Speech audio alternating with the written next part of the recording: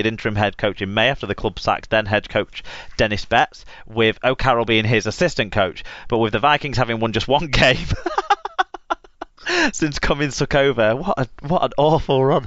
The club have decided to part company with the pair, so not a shock there. Widnes have confirmed that youngster Owen Farnworth has put pen to paper on a new 3-year deal. Back rower Liam Walsh has also signed a new 3-year deal with Widnes, and back rower Sam Wilde has signed a new 1-year contract with relegated Widnes. I understand that Harrison Hansen has signed on for next year too. That gives them some experience and leadership, because they've lost some of that in confirming that Patrick Arvan, Lloyd White, Charlie Runciman and Alex Gerrard will leave the club following their relegation from Super League. Someone else has left today. The winger. The winger. Centre, who came from Wigan. I mean, it's a home question. Stephen Marsh has also left today. Carsten got in touch to say, give the youngsters a chance and take the money for a 2-year stint. The first year to build the team and the second to get back into Super League. Then you have a core team for years to come. Yeah, I think that's how they have to do the squad building. Do you agree? I agree. I think that's all they can do is strip back to the young players, and then with a few experienced heads in that know the club and know the culture, and then grow from there. Yeah, I think they're kind of trying to go about it the right way on that regard. They seem to be letting overseas players and that sort of stuff go out the door and retaining local boys and people who've got a little bit of experience behind them in the Championship, as well as, you know, good people to have around the squad. I think Harrison Hansen is a great person for them to have around the squad, for example. So and obviously Hep Cahill, who I suppose is an international signing, but it feels like he's been there long enough to not be anymore. And shame that there will be no more Pat Levan. Well, that's do you think there's any chance another Super League team picks any of these up? Really, I do think I think he's the one that's got the least case. Yeah, I think I wouldn't be surprised to see Alex Gerrard pop up. London, I think, would be a good landing place for Alex Gerrard, and maybe, you know, Charlie Runciman and Lloyd White might be people that they could look at too, to give themselves some squad depth, because that's going to be got quite a bit of a Welsh axis as it is at London, so Lloyd White would fit in well, wouldn't he? Yeah, but if you keep Elwell Polisi, I suppose they've got two hookers and young Matthew Davies as well as a backup to that. So lots of recruitment needed at London. So that's some names that can be thrown into that conversation, I suppose. Leeds Rhinos. Yeah, Leeds Rhinos forward Brett Delaney is to end his playing career to take up a position with the club's foundation. The 32-year-old Australian has made 214 appearances for the Rhinos since joining in 2010. Delaney won 7 trophies between 2011 and 2015 with the Super League club. Didn't he win trophies last year too? Does that? Yeah, did he not? Was he not there? Did he not play enough games to qualify for a ring? Maybe if he didn't play, I'm not sure. Anyway, someone sent us a tweet, I think it was Bernard, but it came in like after I'd done the rundown, and it was about how's he only 32, are you sure he's not 42, or something along those lines. And yeah, he's younger than me. He could possibly be younger than me. That's quite scary. Not way up, does it? I mean, you're looking well in comparison. When the news first came out about this, they talked about him playing on somewhere else next year on a part-time basis and being on the foundation staff at Leeds. But it seems like he's decided he can't be arsed with any of that. I'm not sure because Newcastle ruled themselves out over the weekend, because that was rumoured at one point. But that seems to have become the new retirement home. But I'm surprised. I wouldn't be surprised if he rocked up at Hunslet down the road and said fancy a game. They could certainly do with some signings, so it wouldn't surprise me in that if he did want to play on. But it's whether you want to at that point. Yeah, exactly. What else has he got left to prove to himself, I suppose, on the field? Wales and London centre Michael Channing has been forced to retire due to a reoccurring neck injury he first sustained 3 years ago. The 26-year-old has been forced to hang up his boots earlier than he would have liked due to professional medical advice. Nice touch, though, that he was in the matchday squad and warmed up with the players and all of that on the for the £1 million game, and was a part of it. Cause I was almost half wondering if they were going to throw him in at half. But he has played there for them before, not successfully. But no, that season he went down. He played quite a lot. I think he played at half-back in the Summer Bash game this year, but we were drunk, so I can't. I've definitely watched games at London when I've been annoyed where he has been playing in the halves. Yeah, but tough on someone who's retiring at 26 years old. That's someone who's definitely younger than us and feels and looks younger than us. So, or acts and looks younger than us. I've never felt him. I don't know how he feels. I've shaken his hand. He's quite a young feeling guy. Yeah. Toulouse centre Gavin Marguerite has signed a new one-year deal with the Championship club. Back row Rhys Curran has also committed his immediate future to Toulouse. Featherstone have signed Batley back row forward Brad Day for the 2019 campaign. The 24-year-old picked up the Players Player of the Year award at the Bulldogs this season and was also their top try scorer this season. Sean Ainscoe has also confirmed that he has left Batley. Featherstone have signed a third Papua New Guinean international for 2019 in the shape of centre Thompson Tetea, or Tete, T-E-T-E-H. Tete, 29, follows compatriots Assay and Watson Boas to Featherstone. Sheffield have announced that USA star Corey Maitland will remain at the club next season along with 6 other players. It feels like ages ago that I read this piece of news. Club captain Matt James, Greg Burns, Ryan Miller, Ben Blackmore, Sean Pick and Oliver Davies have all signed contract extensions for 2019. Whitehaven have appointed former Workington boss Gary Charlton as their new head coach. Charlton played for all 4 Cumbrian clubs, Whitehaven, Workington, Carlisle and Barrow, during his playing career and was coach at Workington between 2009 and 2014. A Whitehaven coach going to Workington. I mean, what a surprise. Workington coach going to Whitehaven. What a surprise. Hotbed. Whitehaven have beaten off competition from several clubs to retain winger Dave Thompson. That's was one of them Workington. Interesting transfer strategy.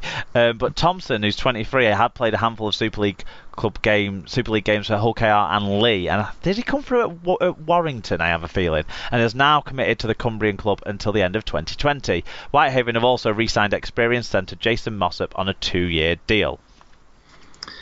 Scotland international Frankie Mariano has signed a new 1-year deal with Doncaster. Didn't even realise he was at Doncaster. Hunslet have continued their rebuilding for 2019 with the signing of York prop Dan Hawksworth. After a disappointing end to the season, Hunslet have released 9 players though. Liam McKay, Daly Williams, Jack Coventry, Jack Walton, Gavin Duffy, Will Cook, Matt Nicholson, Danny Halmshaw and Brad Forster. So big changes ahead at Hunslet. Yep, and finally, the Rugby Football League are seeking expressions of interest from Southern-based community rugby league clubs who would be interested in joining a Tier 4 Southern Premier League for 2019. This competition would aim to provide playing opportunities that pit the best clubs from the Southern regional leagues against each other on a weekly basis. It would provide a more intense and longer playing season for those players who wish to play at a high level. Depending on the number of applications from clubs, then a split east and west would once again be considered to reduce the travel distances involved. As such, clubs are invited to express an interest in joining the new competition for 2019 by email to David Raybould, david.raybould@rfl.uk.com by Monday, October the 15th. Following this date, then a more formal application will be required where clubs will need to demonstrate how they can meet minimum standards. Okay.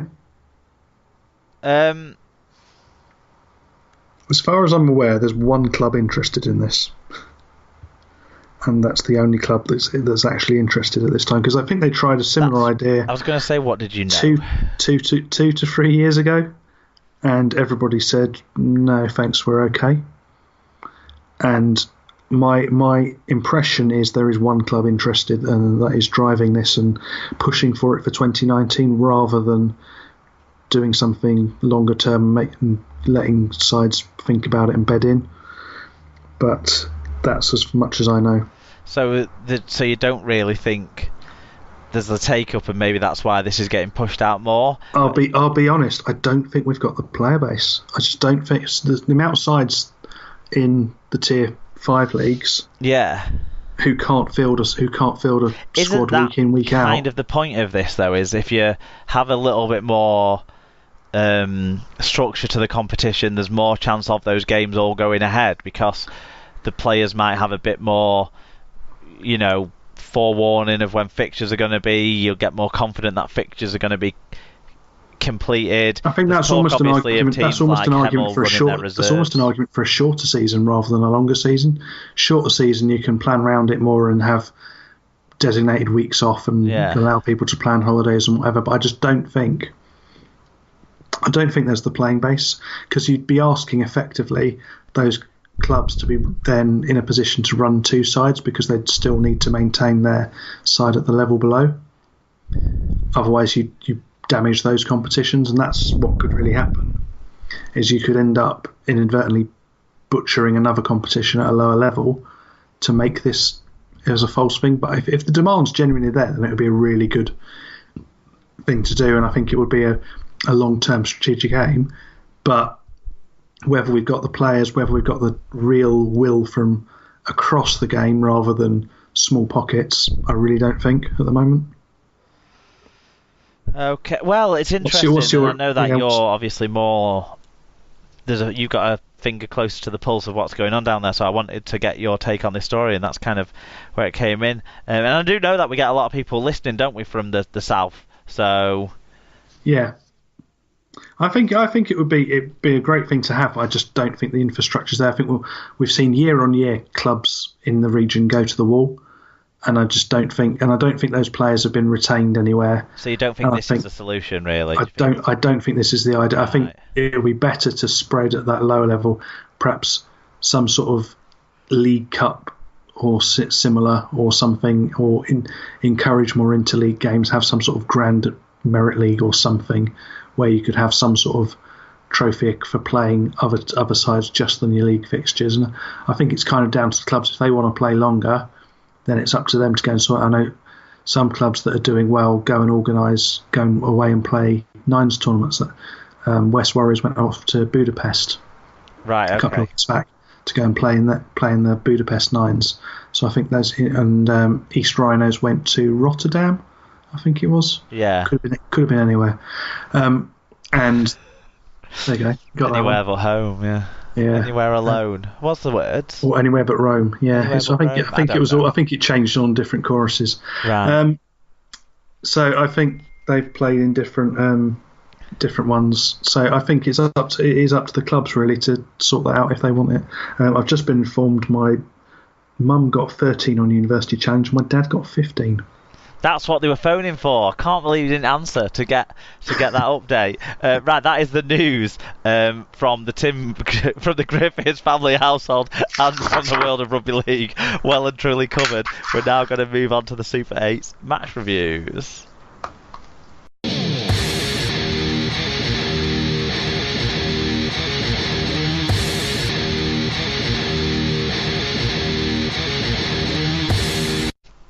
Right, it's Super 8's match reviews time now, or what are we at? Super League semi-finals match reviews. Yeah. Now, sponsored by Rob's Toy Shop on eBay. Find a wide range of toys, gifts, rugby league, birthday cards, and more at Rob's Toy Shop on eBay. Visit stores.ebay.co.uk/Rob's Toy Shop, and on any orders over £5, you can earn 5% cash back, and also 1% of your order value will go into the SLP coffers by putting SLP discount at checkout. Right. Thursday night was the first one. Big game. It was the remarkable half-time score, Tim, of 3-2 to St Helens, but Warrington were able to turn it around and won 18 points to 13 in the end. 12,309 were on. We'll talk about attendances later. Robert Hicks was the referee, and what a great job he did. Do you think? I think he did well. I think he kept that game moving. He kept everything happening, and I think the penalties he gave, he had to give. Yeah, I think my problem with Robert Hicks has been there's an element of inconsistency within games with Robert Hicks, and not necessarily between games, but within games. And I think sometimes that showed its head in this game when he was trying to control it and let it flow. But I don't think he favoured either side. I think that was, by the end, I don't think he favoured either side. But there was clear moments in the game where I think things could have gone differently. There was potential sin binings for both sides. I think that were waved away, passed over, not dished out. And I'm not saying that's right or wrong. It just feels like